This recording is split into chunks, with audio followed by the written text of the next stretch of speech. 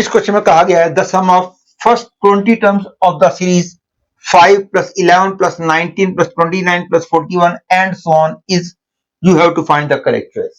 सबसे पहले तो मेरे को इसकी nth सम निकालनी होगी। nth सम निकालने के लिए मेथड ऑफ डिफरेंस वाले तरीके से आप निकाल सकते हो, लेकिन वो बहुत लेंथी पड़ता है। एक दूसरा तरीका बहुत सारे बच्चे यूज करते हैं और वो होता है कि take the nth sum of this as sum polynomial in n, वो भी लेंथी होता है। लेकिन मेरा जो तरीका है तो सबसे छोटा है, उसमें मैं कैसे करता हूं सी। पहले तो टर्म्स को लिख लो 5, 11, 19, 29, 41 एंड सो ऑन। और उसके बाद डिफरेंस निकालो।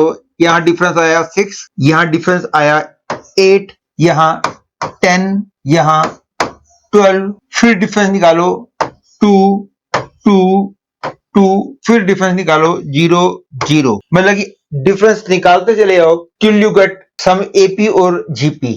इस पे तो डिफरेंस निकालते ही हमको एपी मिल गई है। कई बार एपी यहां ना मिलके इस स्टेप पे मिलती है, कई बार एपी यहां ना मिलके इस स्टेप पे मिलती है। मतलब कि डिफरेंस निकालते चले जाओ till you get some AP और जीपी। यदि कुछ स्टेप्स के बाद तुमको जीपी मिलती है तो प्रोसीजर अलग है, यदि कुछ स्टेप्स के बाद तुमको एपी मिलती है तो प्रोसीजर अलग है। यदि आपको कुछ स्टेप्स के बाद एपी मिलेगी तो उसके अगले स्टेप में तो ऑटोमेटिकली कांस्टेंट आ जाएंगे, उसके अगले स्टेप में ऑटोमेटिकली 0 आ जाएंगे। लेकिन यदि कुछ स्टेप्स के बाद जीपी मिलती है तो आप वहीं रुक जाओगे, उसके आगे डिफरेंसेस नहीं निकालोगे, क्योंकि एक बार जीपी मिल गई तो आगे जितने मर्जी डिफरेंसेस निकाल चले जाओ, जीपी जीपी ही रहती है। इसलिए यदि कुछ स्टेप्स के बाद जीपी मिलती है तो जैसे ही जीपी मिलती है वहीं रुक जाओ। लेकिन तब हम क्या करेंगे उसकी पूरी डिटेल के लिए आपको मेरा जेई लेवल का सीक्वेंस सीरीज का वीडियो लेक्चर देखना होगा। लेकिन प्रेजेंटली मैं उसकी बात कर रहा हूं जब कुछ स्टेप के बाद मेरे को एपी मिलती है। अब एक बार एपी मिल गई तो अगले स्टेप में कॉन्स्टेंट आ जाएंगे, उसके अगले स्टेप में 0 आ जाएंगे। उसके बाद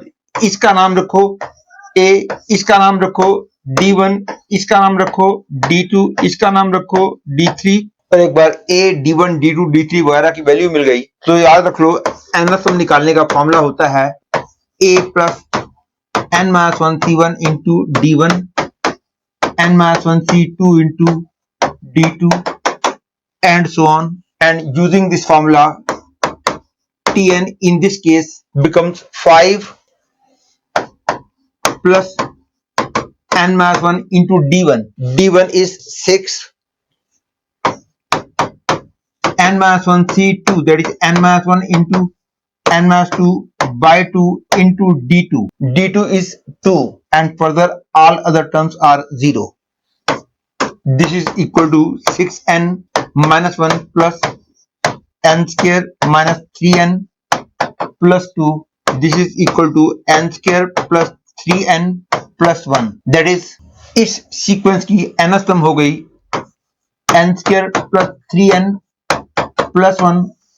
और यदि मेरे को चेक करनी होगी ये nth सम मैंने करेक्ट बनाई है कि नहीं, तो n की वैल्यू 1 रखने पर 5 आना चाहिए। Yes, it is coming. n की वैल्यू 2 रखने पर 11 आना चाहिए। 4 प्लस 6 प्लस 1 11 आ रहा है। n की वैल्यू 3 रखने पर 19 आना चाहिए, that is 9 plus 9 plus 1 19 correct. In this way I can say this is the correct nth sum of this. और हमने निकालनी है sum of first 20 terms. Hence this series can be written as r square plus 3r plus 1 r varies from 1 to 20। वैसे तो इसको ऐसे किया जा सकता है r equal to 1 to 20 r square plus 3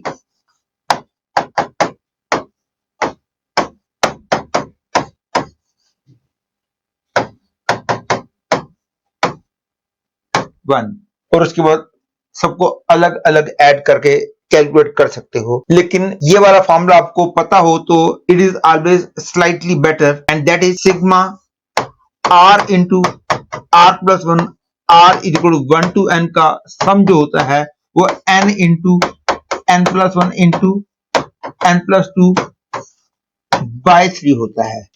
और sigma r into r plus 1 into r plus 2 r is equal to 1 to n की value n into n plus 1 into n plus 2 into n plus 3 by 4 होती है and so on. चार terms का product आएगा तो n, n plus 1, n plus 2, n plus 3, n plus 4 by 5 आ जाएगा। This is very helpful formula. तो slightly better होगा if I right it in this way, r is equal to 1 to 20 r into r plus 1 plus sigma r is equal to 1 to 20